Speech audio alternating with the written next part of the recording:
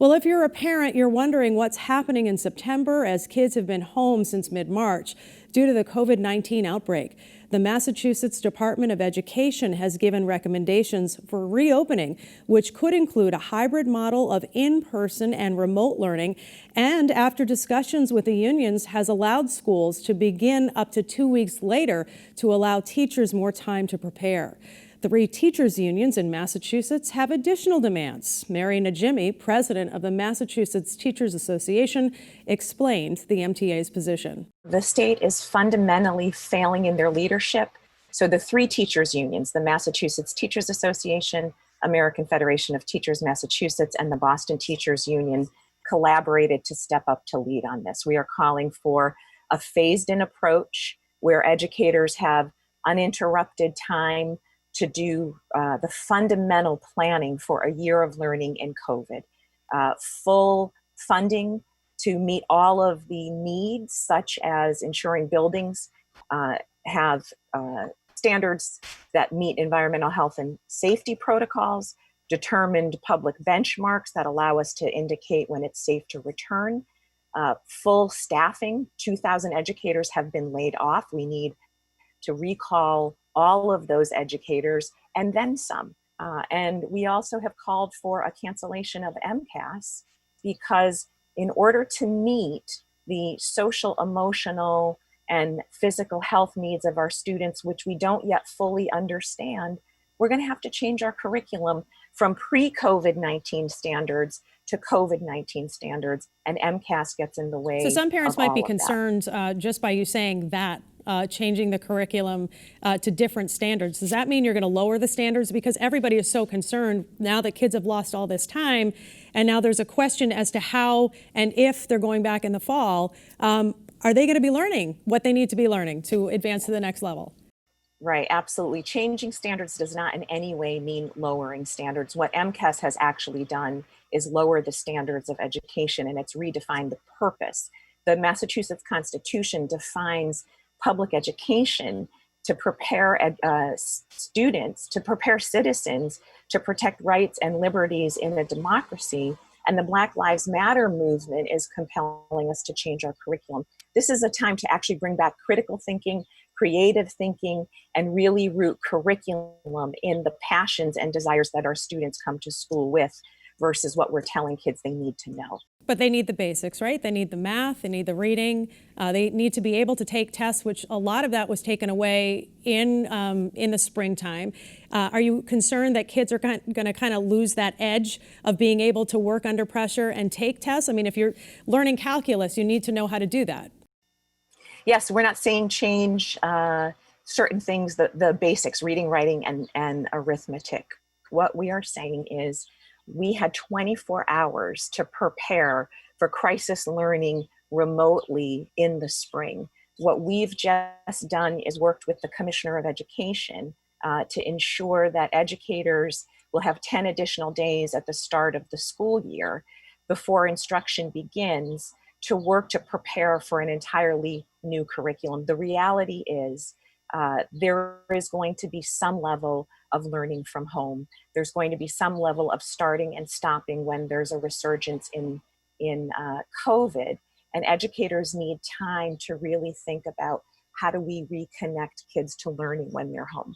And there's in my 30 years of teaching, there's so many exciting things to do. We can be building integrated reading, writing, math, and science units, for example, just using the webcams that are put up by the Cornell Lab of Ornithology and studying birds. There's so many innovative, creative, exciting ways that we can meet reading, writing, and arithmetic standards. If you could explain a little bit about the phases. I know the first phase you said was 10 days for in-service training, for teachers to come up with that curriculum.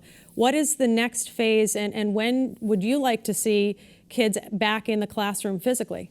What's fundamental to learning is building the relationships, and to the degree to which crisis learning remotely worked was because educators had 7 months of relationships already established. What happens after we have 10 days of planning? We need to then begin to meet one-on-one with families and students and really assess their wellness, assess their physical needs, assess their academics, because there has been learning loss for everybody, but particularly our students in low-income communities and students of color. We need to acclimate them to the new year of school, be it in a hybrid model, which is looking less and less likely to start, or how they're going to learn from home. We need to help them understand what are the new expectations so that they can keep their motivation up and still engage joyfully in learning. And after we've met with each and every student and family, then we resume learning as an entire community. And we start the curriculum. And when you said the hybrid model is looking less and less likely to start, I think a lot of parents are frustrated by that. Do you mean that the first 6 weeks, 7 weeks, 8 weeks are just going to be remote again? You know, what we are saying, and we are hearing from, there was a study in the Boston Globe several weeks ago that 60% of Black and Latinx families do not believe that schools can be safe to return to, and 44% of white families do not believe that either. We are at a point where we cannot go back into the buildings to risk a resurgence of the of COVID-19 unless and until buildings meet certain environmental health and safety protocols. Everything works together like gears, and when one gear in the system doesn't work, the system doesn't work. So buildings need to meet environmental health and safety standards. There needs to be public health benchmarks to indicate when it's safe to return to the buildings. There needs to be full PPE provided to everybody. We need full staffing, and all of this is contingent on a state budget that the legislatures refuse to put out for a long period of time.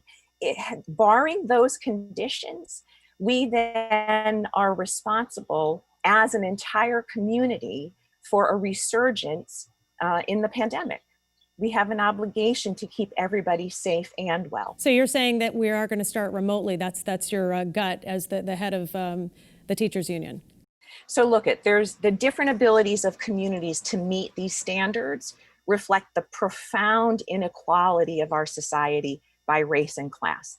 The legacy of structural racism through community disinvestment has left our Black and Latinx communities and Indigenous communities less able to be equipped to start in school and stay safe. But doesn't that speak to equity? Isn't that where we should be starting then, in those communities, to make sure that it's up to code? There's time now, right, to make sure that those buildings are ready, kids are safe, so that those kids have that positive teacher relationship. You're also talking about social emotional as well, right? All of those come together. You've been in the teaching business for a long time. I know you understand that connectivity with kids. Yes. Wouldn't that speak to those equity issues to make sure that they're supported and there? Yeah, absolutely. And what we are saying is the state is not addressing that. It is the fundamental obligation of the state to go into every community of color and low-income community and have those buildings assessed for their ventilation systems, for windows that open, for running water, for temperatures of water that's 100 degrees, and fix those things so we can prioritize bringing our neediest students back into the community. The other thing we have to remember is anybody who's been in the classroom either as long as I have or in their first couple of years, when kids are having to sit in their desks without moving, physically distanced, no recess, eating lunch in the classroom, and possibly witnessing their friends or their educators either contract or die from COVID, that is as emotionally damaging to them as it is if they stayed home under stable learning conditions that now we can provide with 10 days of advanced planning. Right. Although there is question as to how safe, some kids are. And I think long term, I'm sure educators are worried about, well, what will their social emotional picture look like? What will their learning look like long term? I'll give you the last word on that. Yeah, that no doubt. Our lives have been forever altered. For some kids, school is the safest place to stay. But now that we have not 24 hours to plan for a new connected learning under COVID, we have 10 days. We have a higher likelihood of getting it right. And we must prioritize the needs of our students of color and in our low-income communities. Last week, after months of waiting, Major League Baseball started its regular season. But it's not the only league playing this summer, with one right here in Western New England. The Futures Collegiate Baseball League has been playing since the beginning of July. Teams like the Westfield Starfires are going to great lengths to ensure the safety of both its players and fans who are able to attend the games. Connecting Point's Ross Lippman takes us to the ballpark to see everything that goes into game day during the pandemic. Good evening, ladies and gentlemen, boys and girls, and welcome to Bullens Field, home of the Westfield Starfires. It's a sound baseball fans have long waited to hear. The Westfield Starfires and the Futures Collegiate Baseball League are holding its season through the end of August. Making this possible was no small feat. It's incredible. There's 100 people behind the scenes of this thing. But our scene begins long before first pitch. At 8 a.m. I'm going inside. When every touchable surface at Bullens Field is disinfected. The owners of the Starfires also own a bug repellent company. Yep, nice and easy. Coming in very handy for their Just gets hot sometimes. new routine. 6 feet apart. 8 hours later, What's up, Jeff? players arrive, 96.9, good. each getting their temperature checked by head of baseball operations, 97.1. Evan Morehouse. We monitor the players when they get here, take their temperatures, and make sure that we're doing everything that we can to continue playing baseball. If you want to park in that first parking spot right there, Then there's the fans. enjoy the game. Yes, fans can come to Starfires games Yeah, no problem. So you can just follow that sidewalk right down. with staggered parking He can help you down there right at the first gate. and entrance to the How's ballpark it going, guys? with a 25% capacity limit Just real quick, I'm going to run you through the COVID-19 policy. and plenty of signs. Reminders to be safe from 6 feet. We're the league keeping baseball alive here in New England, and we're extremely fortunate to be part of this league. When summer leagues across the country were canceling its seasons in April and May, the Futures League waited to see how New England would respond to COVID-19. We have a group of owners within the Futures League that are extremely committed to both the business side of the franchise as well as the baseball model. And we looked at it as an opportunity to grow as a league. The league's overall talent has also increased, with players like East Longmeadow's Alec Baker, who was originally bound for the Cape Cod Baseball League, is now playing in his backyard. I think guys will just be happy to go to any extremes as long as we can play right now. It's a lot better than it getting taken from us like it did this season, the collegiate season. So, I mean, as long as there's a way to play, I think a lot of guys are going to go along with the guidelines, do what they can, just make sure we get out on the field. The guidelines were established in coordination with the states the league is in, having 5 teams in Massachusetts, 1 in Connecticut, and 1 in New Hampshire. States whose low numbers show they're taking the coronavirus seriously. You can see it now. You look across the country, and numbers are rising and fluctuating, and we're fortunate.